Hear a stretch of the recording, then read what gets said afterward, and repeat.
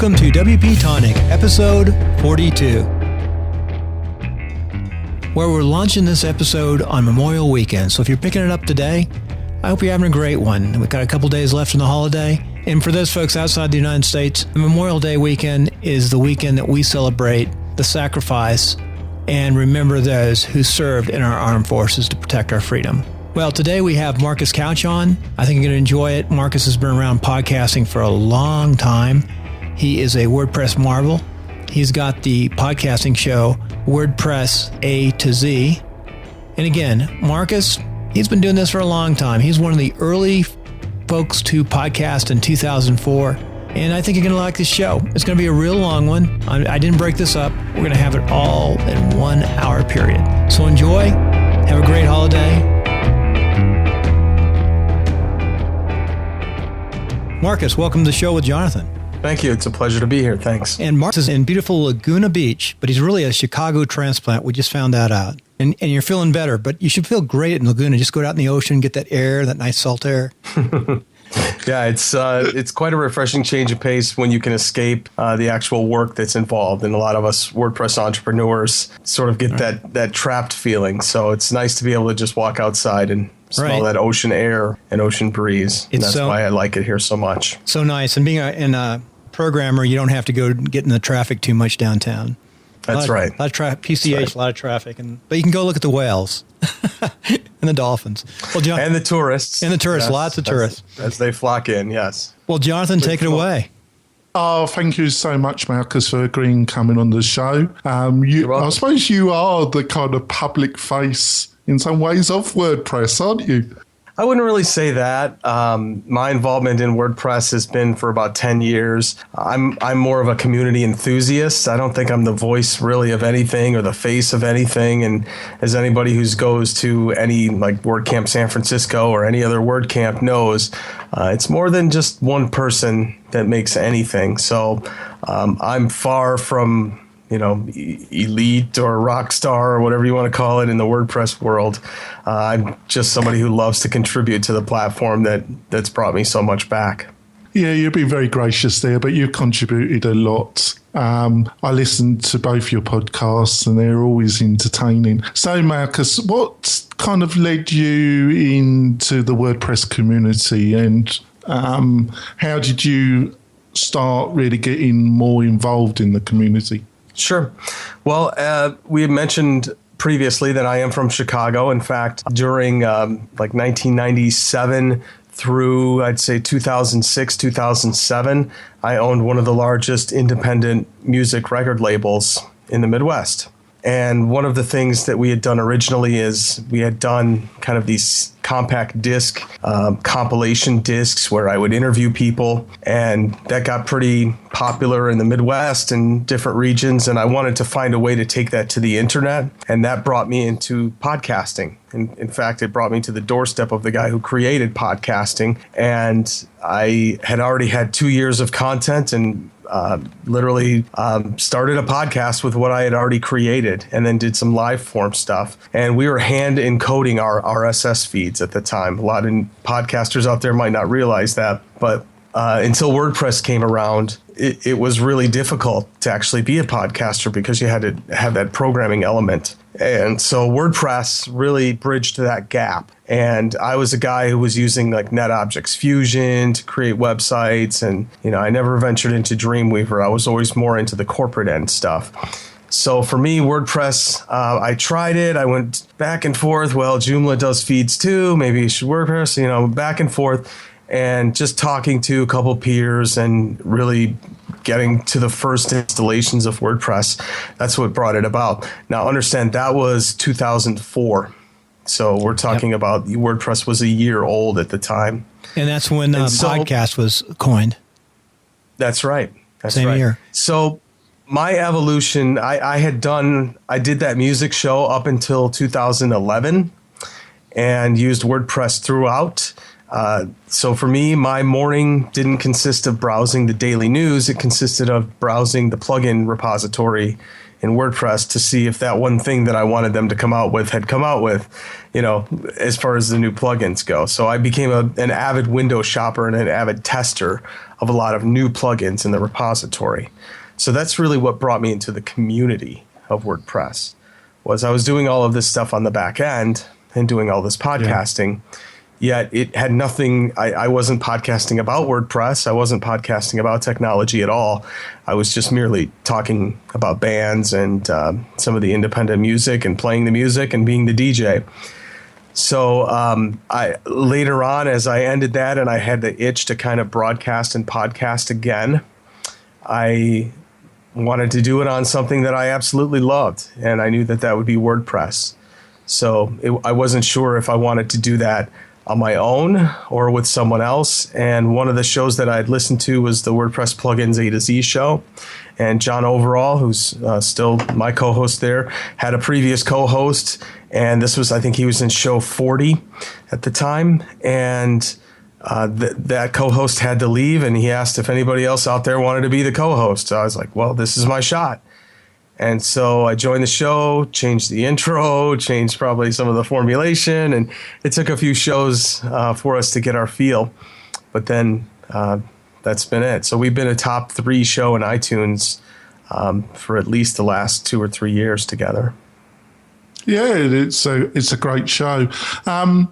It's a bit cliche, really, Marcus, but I think one of the strengths of WordPress is its community. And I think your last interview on WordPress Weekly with Dan Griffiths kind of showed that. It's quite on a personal level, quite an amazing story in some ways, isn't it? Well, yeah, because WordPress is a platform that allows any of us with just a base skill level to find something within WordPress that we can use to make a living, even if it's just design or graphic design for themes or modding themes, or just someone who can take an existing, say, theme forest theme and just modify it up for a company just a little bit, that they can start with that $60 canvas and then move forward. Maybe it's only a $500 job. Maybe it's a couple thousand, but I know that makes a difference in a lot of people's lives as far as extra work that they can get, even if they've already got a full-time day job. Something to get them to that next step of evolution and online entrepreneurship. So, Dan's story is no different than anybody else. He just happened to be a veteran Marine that came back and then was just really trying to find something that he could kind of put his hands on that would get him a living, get him a full-time living. And so, thank God he found WordPress, and, thousands of other people around the country and around the world are doing the same thing. And also, I think Pippin, I've spoken to Pippin a couple of times. He strikes me as a really fair, decent guy that would give somebody a break. Obviously they've got to do the work, but Pippin strikes me as the type of person that would give somebody a break, and a decent guy. And he kind of typifies the kind of quality of people in the WordPress community. Don't you think so? I would agree with that, because with this open source kind of mentality that WordPress has, it certainly defines your character and what you're into and the things that you experiment with. And it gives you that freedom of choice. So somebody that's really into WooCommerce, you can learn WooCommerce for free. You can install WordPress and learn it for free. There's so many different niches that you could take up within WordPress itself, so many side businesses.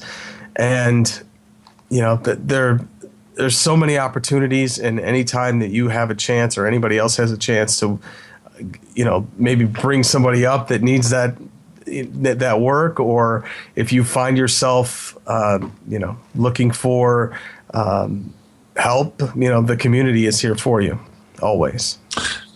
Yeah, it can be overstated, but actually I think the quality of the community and the WordCamps and the ground up framework is one of the strengths of WordPress, and continues to be a strength. Obviously, we had a bit of a conversation with Brian Clark, and I'd like to get your input about systems like Rainmaker. And obviously, we came to the conclusion after discussing things with Brian that he's looking to build up with his team a competitor to HubSpot and similar systems, and utilize the power of the WordPress community. What's your feelings about what Brian's trying to do with Rainmaker and HubSpot analysis and how? Yeah. Well, what Brian's trying to do is what all of us will be doing as soon as the REST API is unveiled within WordPress, which is we'll be able to create infinite versions, infinite modules, infinite blocks. So he's just a little ahead of the curve. That's really what it is. Once the full REST API comes around and we can start creating sort of identities and different dashboards for different things, then you'll start to see that there are things that you can build with WordPress that don't even look like WordPress anymore. You had mentioned my interview with Dan Griffiths on WordPress Weekly. Dan is building a whole new replacement for Plesk and some of the things within cPanel. And he's doing that with WordPress. And that's pretty phenomenal that he can do that. So what Brian's doing is that's what Brian does. Brian's been doing that since Copy Blogger and a couple of other things. He tries to just stay a little bit ahead of the curve. Sometimes he wins, sometimes he fails, but at least he tries, and you got to hand it to him for that. As far as this platform itself, I know what it's built for. It's built for that person that wants to use sort of a WordPress type interface without having to go through all the technical hurdles and challenges of WordPress. And as WordPress experts, we often forget how difficult WordPress really is. And so, yes, it has validity as far as a platform goes. Absolutely. Yeah, I think that's a good point. I think you got to accept, you push it. You can push it so far, and then there's quite a learning jump, isn't there? And then you can push it some more if you wish, but you've got to be aware that there's going to be another quite large learning curve, and I think you got to know the fundamentals. I think not knowing anything is probably problematic if you're going to make a sizable living on your business from online activities. But also, I think unless you're going to become a professional developer or whatever, you can take it too far, can't you? Always. That's the problem, is sometimes you're using the most basic, complex, non-complex, minimalist type of theme, but it takes the longest to set up. And that's a chore. It really is. I've seen projects that I thought would take a day to turn around a theme for us theme, and it ended up being 2 months because we couldn't get it to work this way, or the guy wanted it just a few pixels away from what the demo was, but completely different in a modularized box somewhere. A lot of complications can occur because of those things. And sometimes you just want it to work, right? Sometimes you just want to, okay, here's this. I want my template. I want my store. Here's my 3 products. Go. What could be simpler than that? I'd like to go on to another subject, which hopefully you feel that is relevant. Basically, I think because of your background, you've got a lot of experience on online marketing, and like Brian Clark, the mechanics of getting an audience, because obviously the WordPress community is heavily dominated by developers, but the ability to structure a coherent plan of action around producing an audience and to your product, to you, to your brand is quite a considerable task. And some people do it by accident, but normally it's just hard work and planning. Can you give some a framework of what you think people, if they're trying to build an online brand or trying to get traffic to their website, some of the things that they've got to be aware of in 2015 and some of the strategies that they might have to look at? I know it's a broad subject, but maybe you can give some feedback. Well, choose your channels.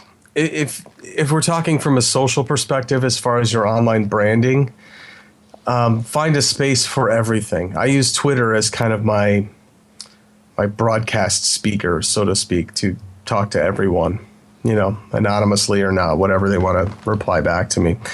I keep Facebook very personal. It's, in fact, I get a lot of people that listen to my podcast that find me on Facebook and try and add me, but I decline them. I keep that to immediate family and immediate friends, and that's really it. I don't really venture outside of that. It's not even, I don't even do like high school friends or college friends or anybody like that, unless they are true friends, So, can I ask, do you have a page and a profile on Facebook? Facebook? Yeah. Yes. Yeah, I do. I do have just a base profile for myself. Yeah. But I do business things. Actually, I have pages and groups set up for different business things that I do, but it's typically not front facing as Marcus, it's the business. Other than that, LinkedIn is where I do a lot of business activities. I really do a lot of networking in LinkedIn. I up until just about a month ago, had I just changed the name of it, but it was called Affiliate Marketing Masters. I started it in 2007. It was group number 200 of all groups within LinkedIn. And now I have over 17,000 members, and I just renamed it actually Digital Marketing Masters because I just wanted to cover a little bit more than affiliate marketing, getting into a lot of retargeting and click to call and a lot of the different types of digital marketing that are out there now that are available beyond just affiliates.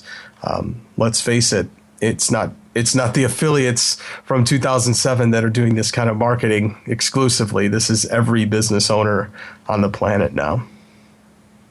Yeah, I'm bringing this up because I think the business climate, obviously, if you're involved in this community, it becomes kind of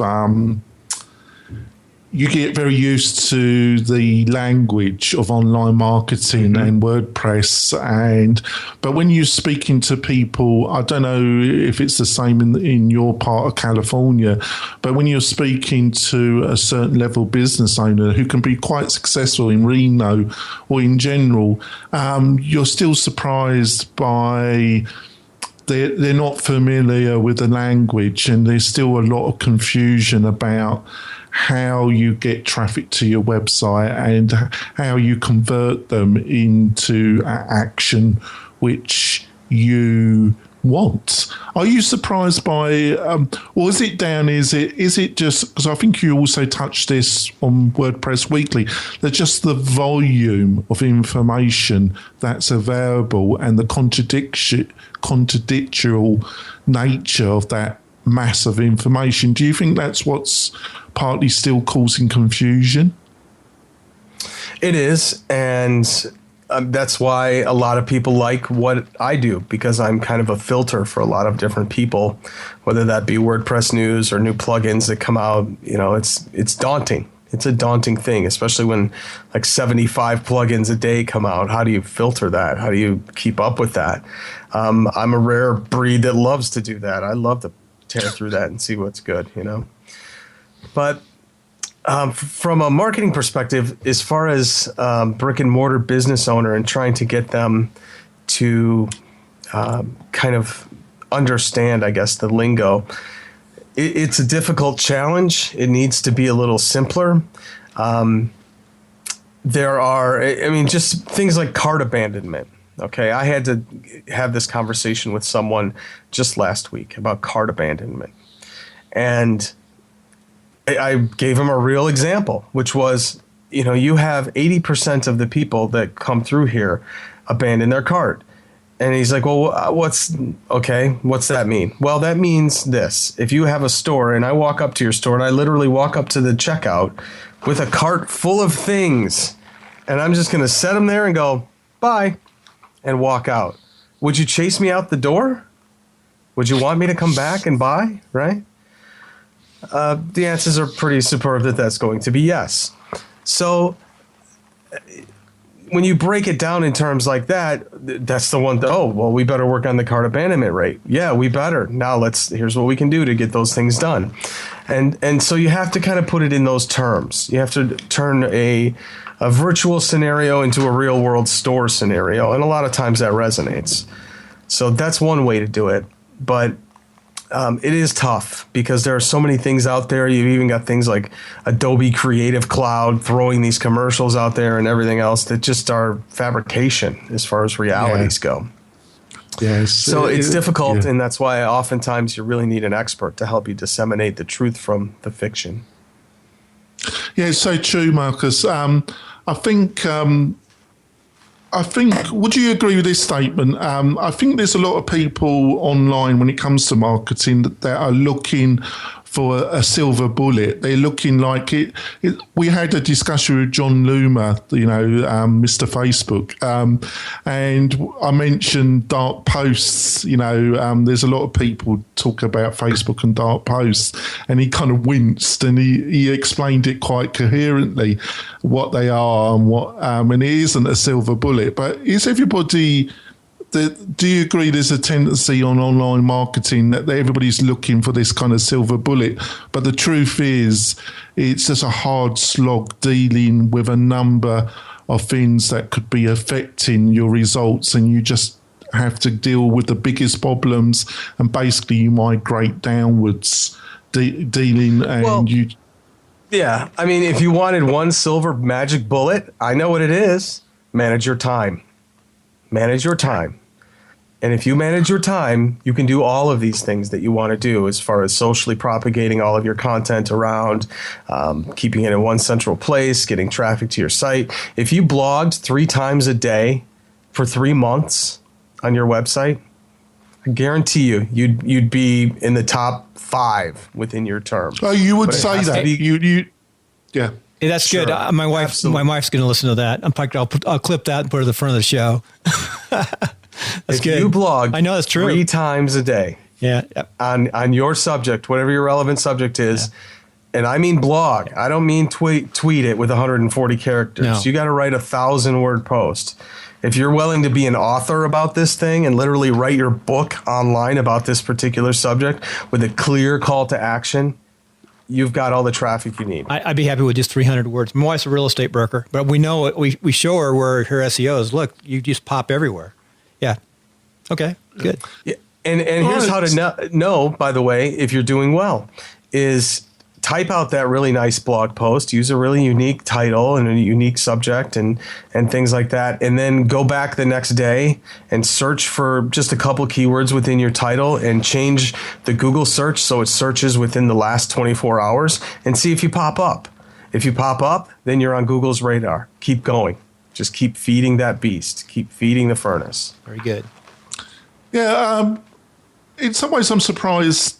Not surprised is not the right word, and I'm trying to find the right word. It's still interesting that you can still say that, because a lot of people, with Google changing their basis of SEO, there's been a lot of changes over the past 2 years. They seem to be really quite aggressive about driving people for paid advertisement, which is not a surprise, is it?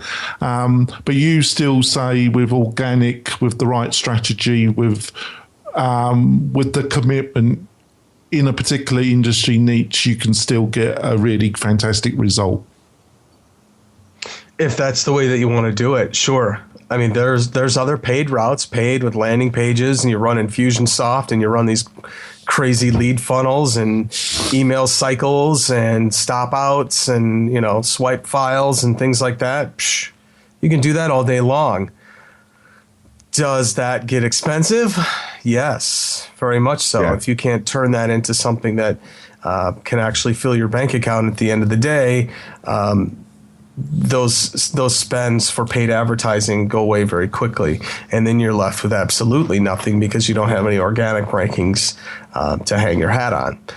Now, and also, no one's shares a paid ad. Okay, no one's going to click on a paid ad and then share that landing page to their social media channels. I've said this long ago, and from an SEO perspective, anybody who's just racking their brains out there who's trying to figure out SEO, let me tell you one simple thing. No longer do people follow websites. People follow people. People follow social channels. People follow what they see in their newsfeed and in their social stream. And generally, it's when it has a Twitter card or an actual image that goes along with the Facebook post that is intriguing and makes them want to click on it. And that means you can't just write the content. You've got to get the images prepared for the content on the back end for when it gets shared socially as well. And all of that stuff takes time. When you want to get when you want to have content on a regular basis, 3 times a day or 3 times a week or 3 times a month, doesn't make a difference. You need to have an editorial calendar. You need to have a planned list of, okay, we're going to talk about this, then this, then this. And I need everything from the title to the subject to the sub paragraph to, what I'm going to screenshot in there to what I'm going to use on my featured image to the 3 different image sizes for Facebook, Twitter, and LinkedIn that I'm going to need when I go share that out. And I want people to come back here. That's the step that people forget about is they will go and make the article and do great wonders as far as the graphics on that, but they won't make a pre-formatted graphic that fits in a Facebook post or a LinkedIn post that's native to their sizing that they want you to have.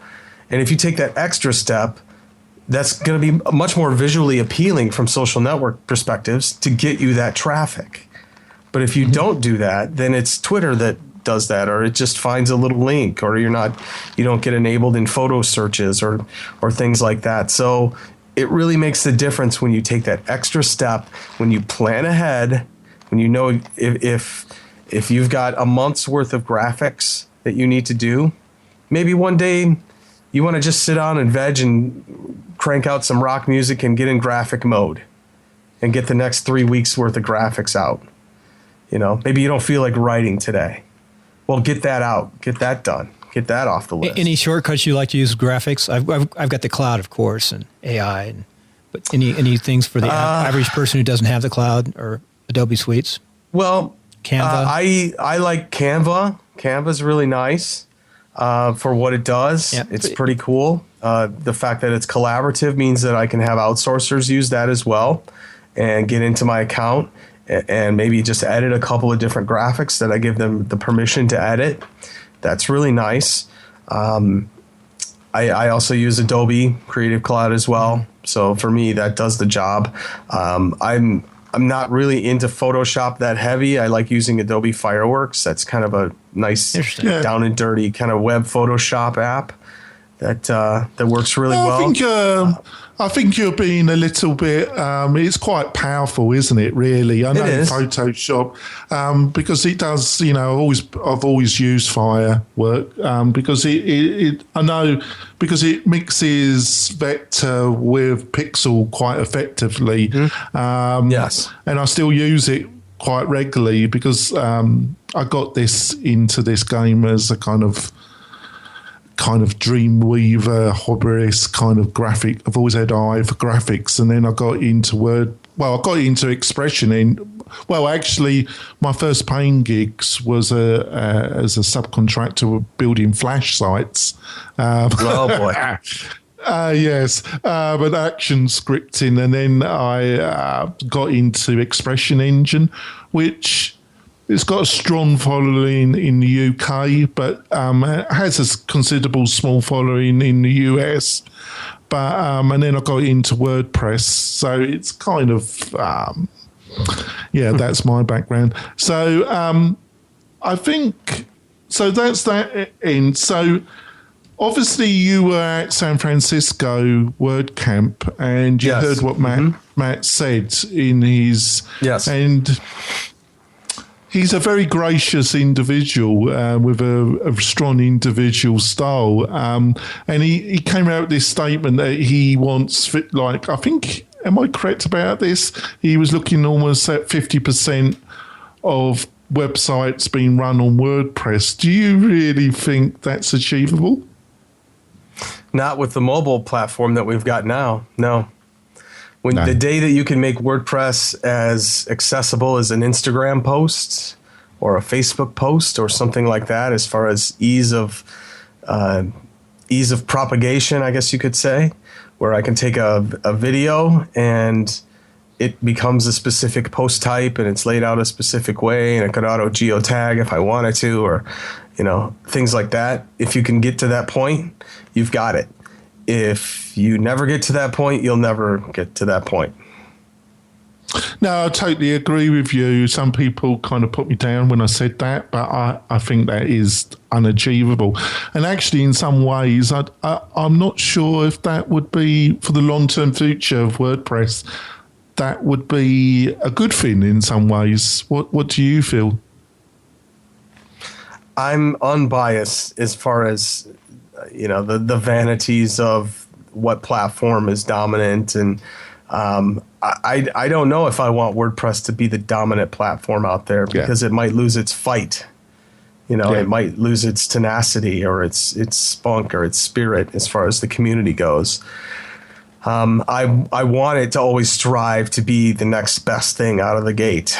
And so we just crossed 20 some percent, and suddenly now we're talking 50. So I think that's a bit maybe premature, but we are definitely growing. I'll say that. Yeah, and I think the energy in the community, I think it's, are you still amazed at the kind of plugins that are made? Because, one of your shows is heavily about, are you still quite amazed by some of the plugins that you come across? I am, and then there are some that are so simple and no one ever thinks of them, right? Yes. I was going to ask you a question at the end, what are your top 5 plugins? Well, yeah. What are your favorites? The one plugin that's never been made, and I tell everybody to make it and no one ever makes it, which is, when you go on vacation and you have that light timer where you turn things off and on at a specific time. There is nothing that allows you to turn something off and on at a specific time every day. There is no plugin that allows you either on the widget or within content itself to do that light timer like feature.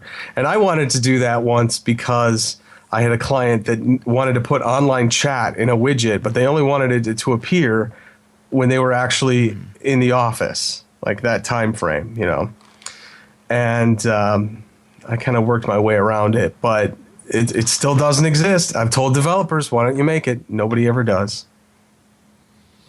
Yeah, time-related, I won't go into the ins and outs of the version of PHP you're using and the server, but time-related things, that's I've been dealing with that myself. It's a little bit more complicated, but I see where you're coming from. It is surprising. So one of the things that's been I know I'm darting from one thing to another, but there's so much to discuss, isn't there, Matt?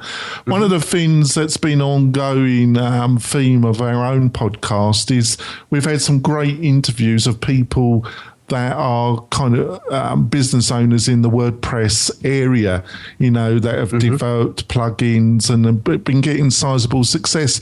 And I think it's one of the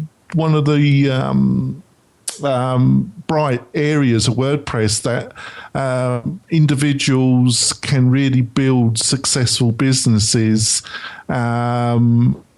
and there's the oxygen in the ecosystem to allow them to do that. Would you agree with that?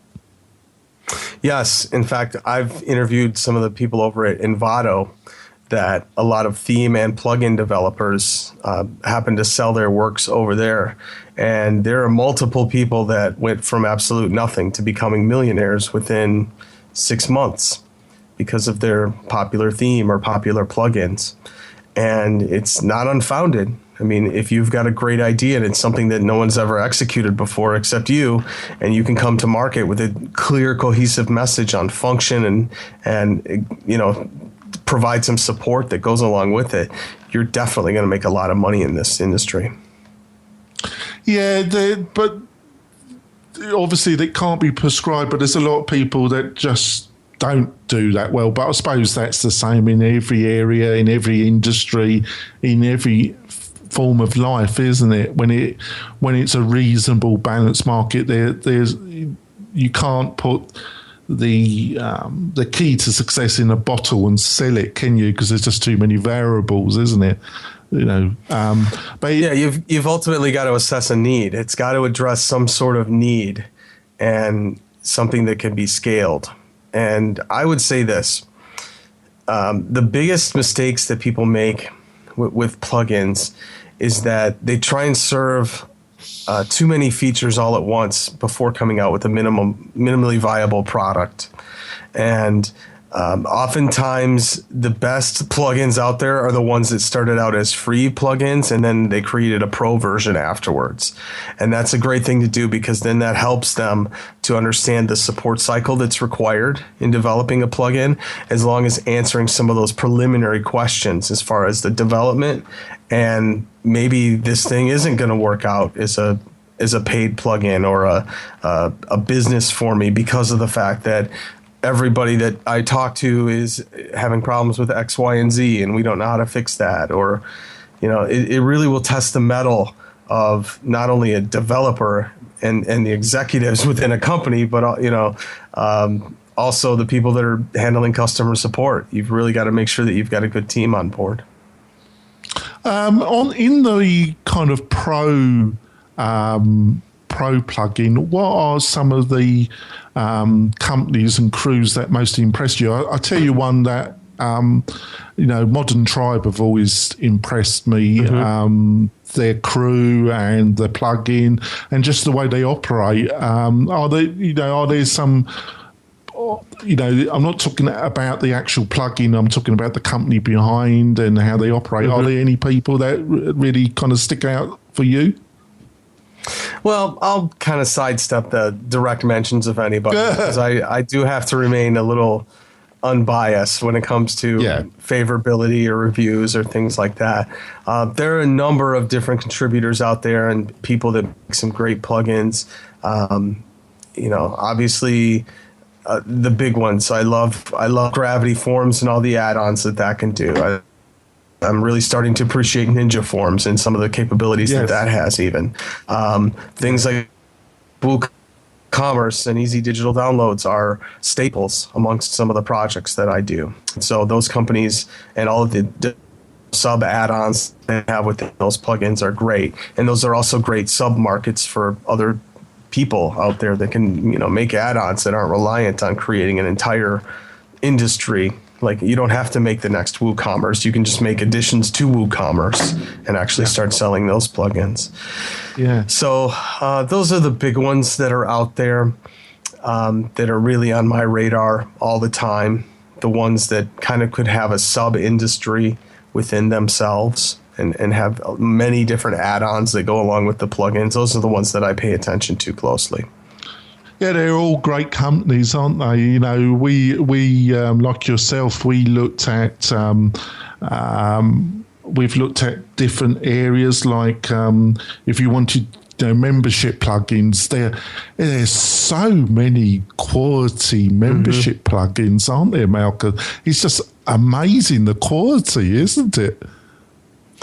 It's so unique, and then you get into other things like how do you tie in your membership site to other services and other external things, and how does it tie into MailChimp, all the way to how does it tie into Infusionsoft, and how does it tie into webinars? And there's even, like, I'll give you an example. A couple days ago, I looked at this plugin that tied into webinars that actually worked also with Infusionsoft, so that it would create a landing page and people would watch the webinar, and it would have the Infusionsoft token in.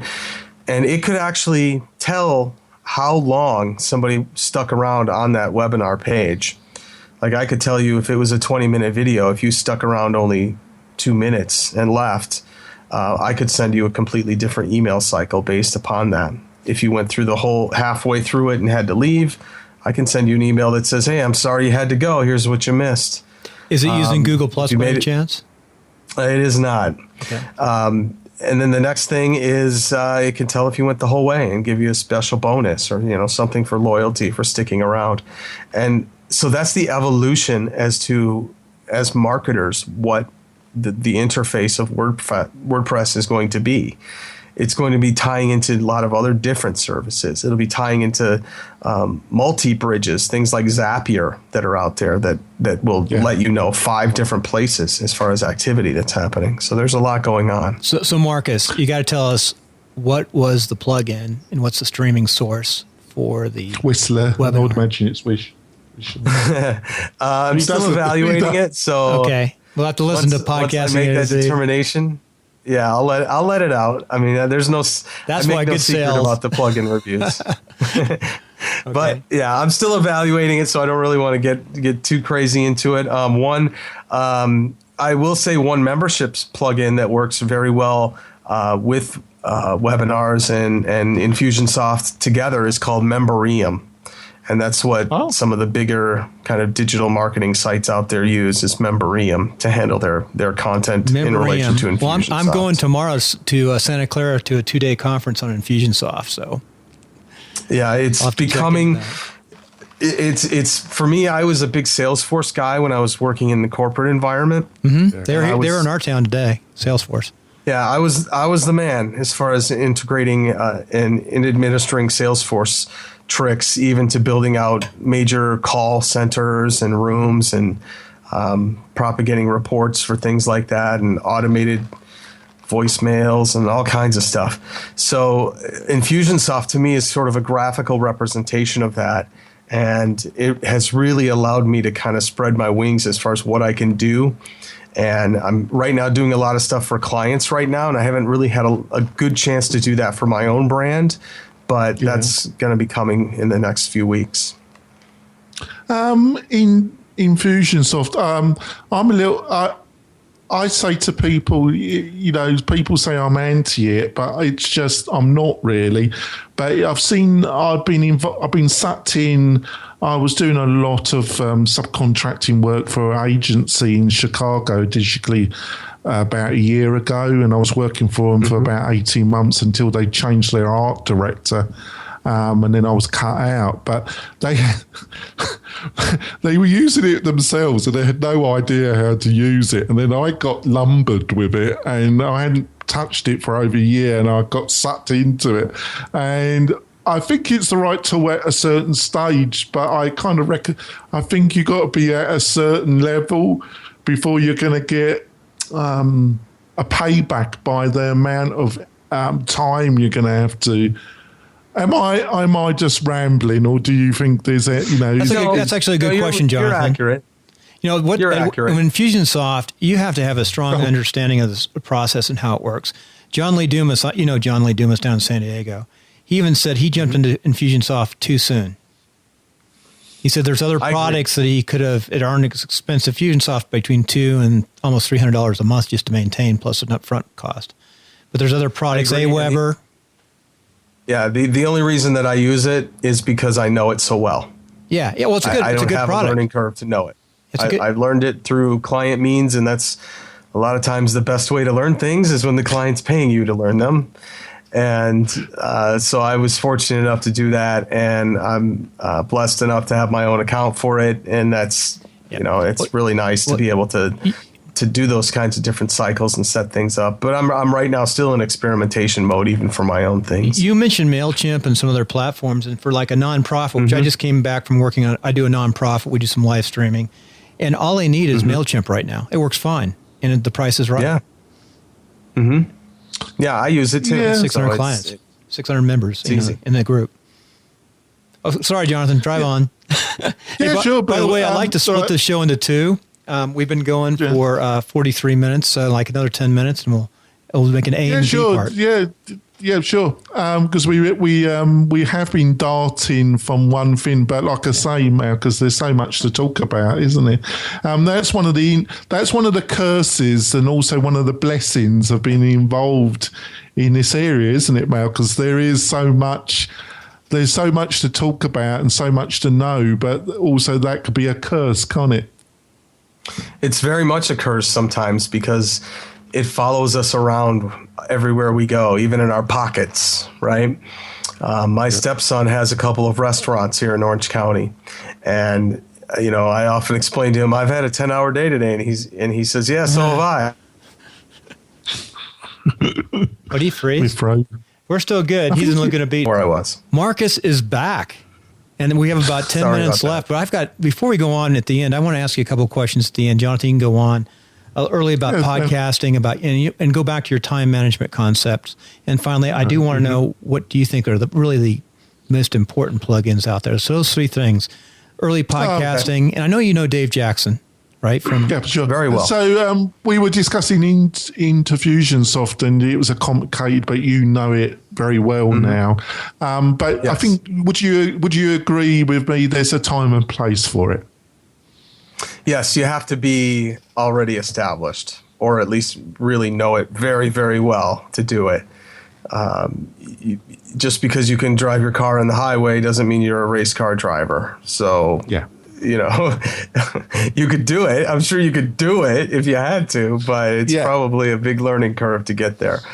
So I would say that there's definitely more appropriate routes to take than just going for what all the big guys use. Definitely. Yeah, exactly. It's a kind of professional level tool, and at the right moment, in the right hands, you get value from it. But it's not like, I think what we discussed earlier, it's not some magic bullet, is it? No, because you still have to know not only how it works, but why it works. Yes. Yeah. That's the biggest takeaway, I guess. Don't just go, what's the blueprint? Let me do that. Well, why does this blueprint work like this? What are the emotional trigger points that happen along the way? What are the different follow-up opportunities that I have? How do I note and dictate and document what my standard operating procedures of this marketing task are every single time? How do I make that more efficient the next time? Those are the things that you have to learn first. So as long as we're on Infusionsoft, do you tie it into lead pages or anything of that nature, or you use their products there? Sometimes it's a mix. It depends on the client. Okay. So if it's somebody that's in e-commerce and they have their own direct store where somebody can purchase directly, then we just go that way. If it needs a little bit more nurturing and it's more of a mailing list type of a call to action, then we'll throw maybe lead pages into it or something like that. There are many nice landing page platforms that you can use right in WordPress that work very, very nicely. Okay, I just want to that stuff. I just want to ask one last question, and then Bill can ask a couple of questions. And you've been very gracious with your time, Matt, and we do appreciate it. Over the weekend, I was looking to buy a couple North Face kind of jacket pins, and did my normal Google search and got the normal people that supply it through e-commerce, and these are very large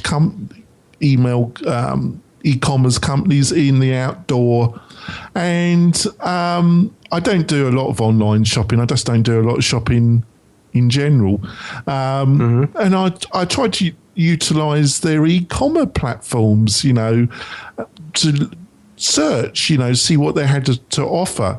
And I was amazed how unappealing and how clunky, and how they had gone for the shiny ball syndrome, a load of JavaScript and that, but the actual core shopping experience was not pleasant. Would you still think that's the general experience? These weren't small companies. Do you think I was being overcritical, or? No, and the way to do it is to do it by flashcards. Just come up with 10 different products that are in your site, if you have maybe 100, and write down on a piece of paper maybe some of the keywords and some of the things and some of the colors, and then go through and go on your website and grab the flashcard and search for it really quick and see how fast it is that you get to that item that's in your hand. If it's more than 2 seconds, you're toast, right? And half the time it takes 3 or 4 different clicks and searches and filters and things like that just to narrow down to what they think that it is that they want, let alone all the other specials and featured items and things like that. They get shoved to the top of that when it's just clutter, really. It's frivolous. I mean, it's just too much. It's really too much. And so that's the thing. That's why people get so frustrated, and that e-commerce would do such a service to itself if it could kind of clean itself up between that search and the checkout. If you get everything right between giving them a product that's easy to find and easy to navigate and easy to put in the cart, and then a cart process that's easy to get through, that doesn't require blood types and all of these other things to be submitted, and just name, credit card, address, that kind of thing. Can I save my account for the next time? Can I auto ship it? Can I auto subscribe to it? Do I get any bonuses? Here's my email. Here's all my stuff. Go. And then it should have a clear cycle of communication after the purchase, from the time that we've received your order to the time that your order's already shipped out to the time that we know that you've received your order based on an API through either U.S. Postal Service or UPS or one of those. Mimic Amazon as far as some of those capabilities. Even if you don't have those things on an automated basis and you're running your own store out of your house and you ship something, email them and say, I just shipped it. Yeah, I totally agree. Go on, Bill. That was good. All I could think of was just look at Amazon and try to do as well as you can do to compare to what Amazon does. In fact, someone told me if it's out of your house, it's out of your house, right? One time when I was a teenager, I worked at this printing place, and there was a customer that came through the door that said, do you have this paper stock in a blue? And the guy walked into a closet, and grabbed a blue piece of paper and opened up the closet door and came back out and said, I just went in the warehouse and I found this one. What do you think about this? And the guy's like, that's perfect. Yeah. So that's all you have to do. 3 things as we finish up, if you don't mind here. I'd like to go back and touch on a couple things. You talked about time management.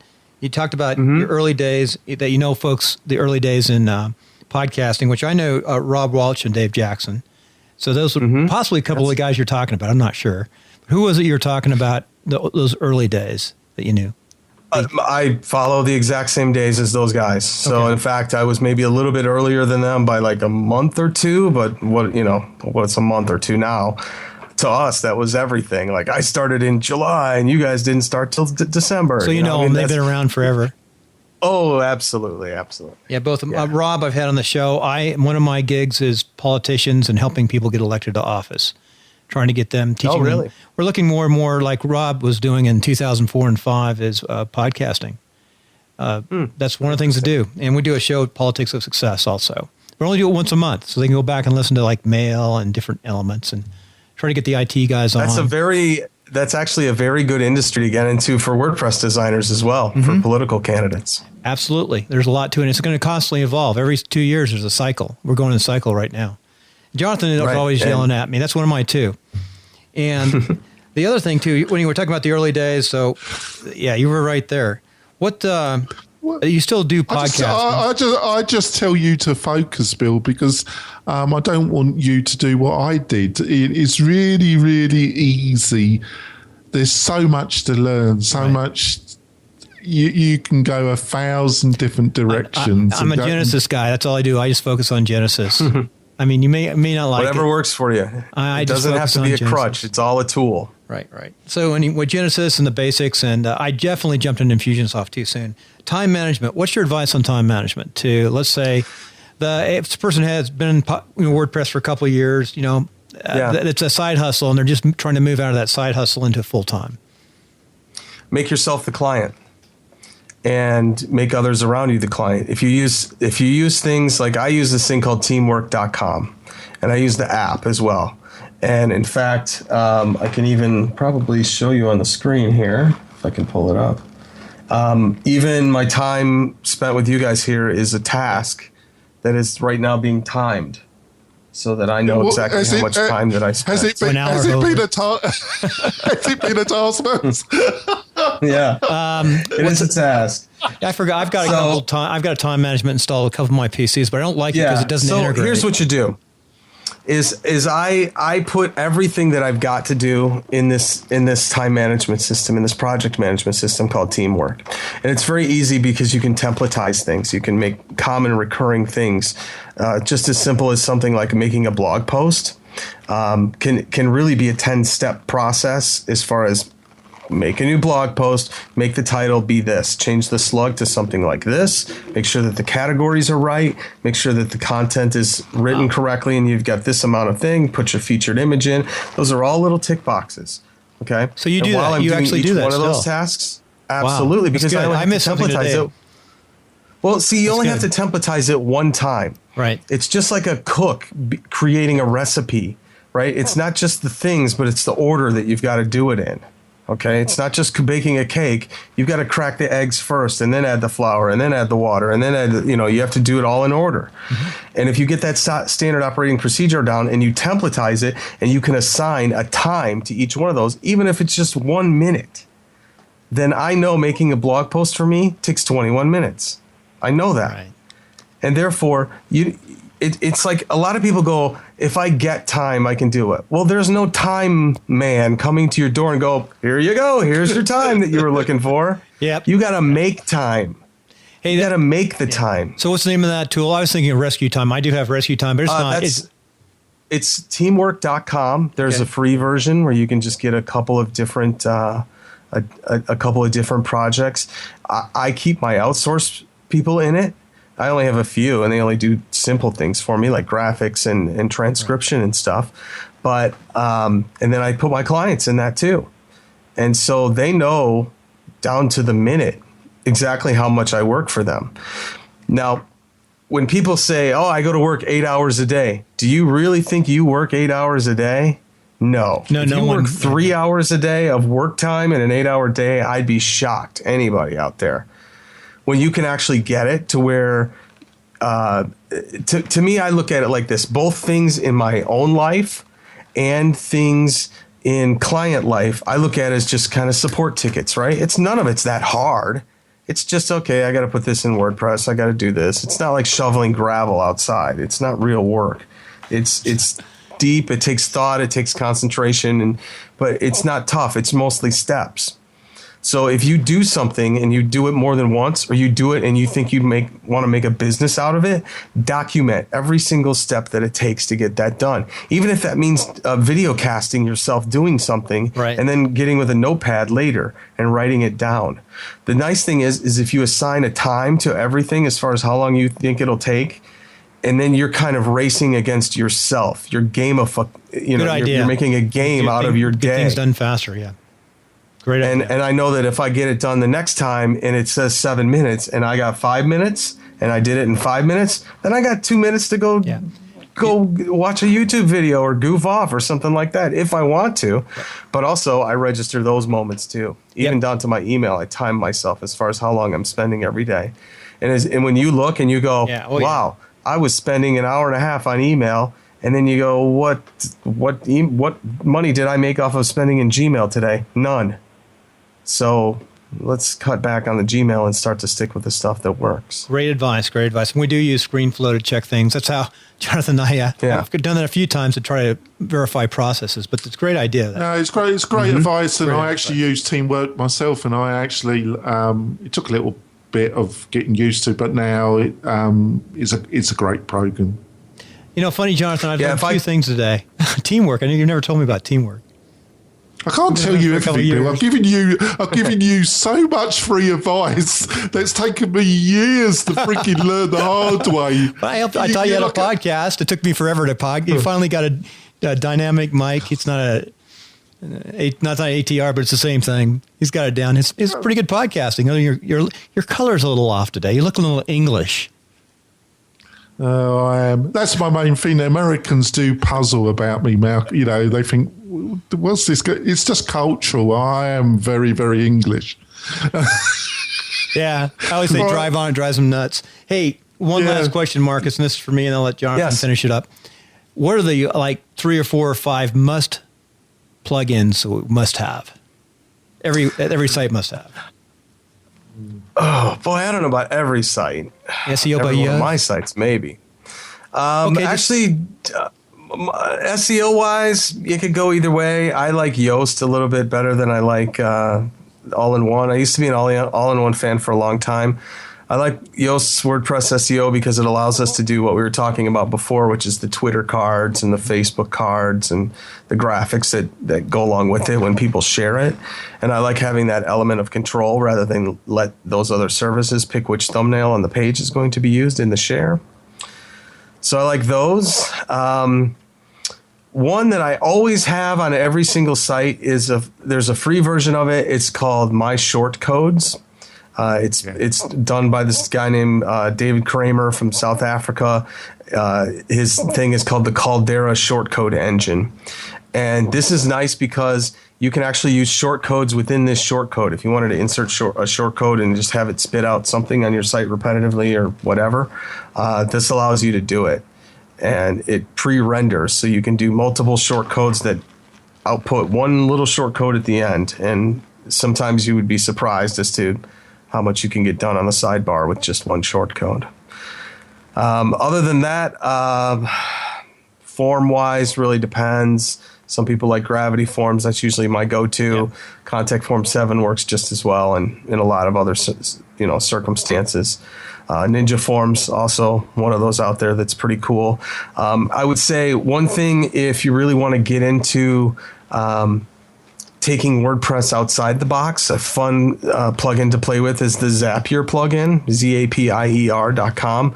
I interviewed Wade Porter, the founder and CEO of that company, a couple months back.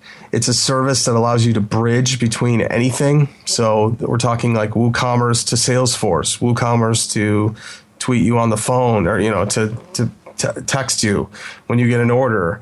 WooCommerce to make a Google spreadsheet on the back end so that you can have your client look there for their orders instead of logging into WordPress. Really powerful stuff, and it's free to try it. So that's definitely a pretty cool service to hook into WordPress that I'd really recommend checking out. Yeah, great stuff. The only thing I would add is I think you've got to have some form of backup. I was going to, while we were talking, I was going to ask you what do you use for backup. I just was thinking about what you said. Okay, I use a thing called CMS Commander, and it's kind of a multi-management tool. And I think for $45, I get 100 domains worth or 100 sites worth. And I use that, and it backs up daily straight to my Dropbox, as well as an external FTP, which the external FTP is it's basically just FTPs it to my private server here at my house. So it gives me a backup there as well as Dropbox. So that's 100 sites that get backed up all the time. It's easy for migration too. I can have an existing site and then go on a stage site somewhere, install a blank WordPress installation and just fire up the plugin, and then go into my management console and say, just copy site A over to the blank site B over there. And I want to make a backup of it, or a stage or something like that I can experiment and maybe run a new theme or a plugin or something like that. It does it in just a couple clicks. So, Jonathan, we're just talking about that process, the FTP, the backup.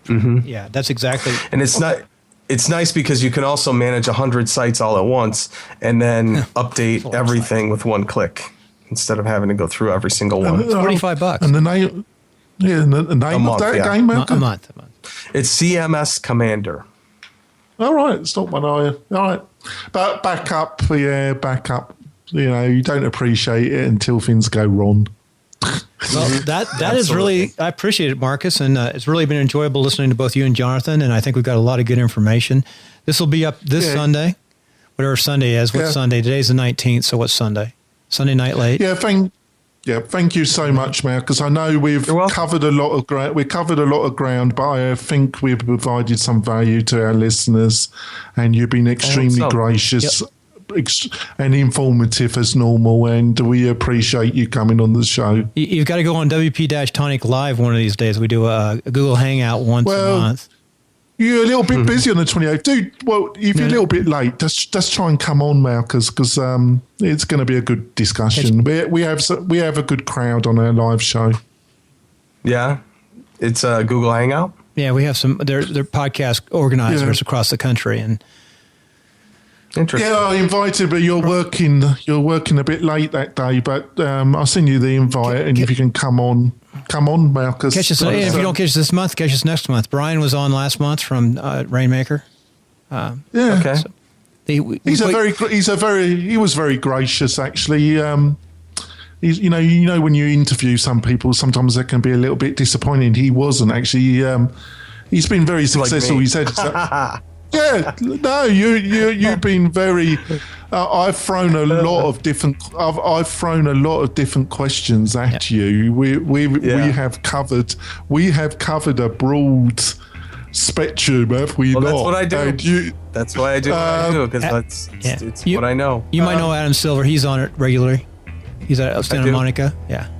Mm-hmm. Yeah, but Brian said, you know, he was quite. I asked him some tough questions, and he took it well, and he answered them directly. So, and it was a good discussion. I feel, you know, he is an interesting individual. That's one of the nice things about WordPress. There's some really very interesting people in WordPress, isn't there?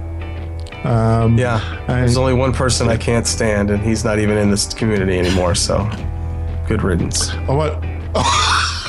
You'll never know. You'll never know. No. Well, thank you. It's best to keep it to yourself, isn't it? Yeah, I've learned that the hard way. And CSM Commander, but go ahead.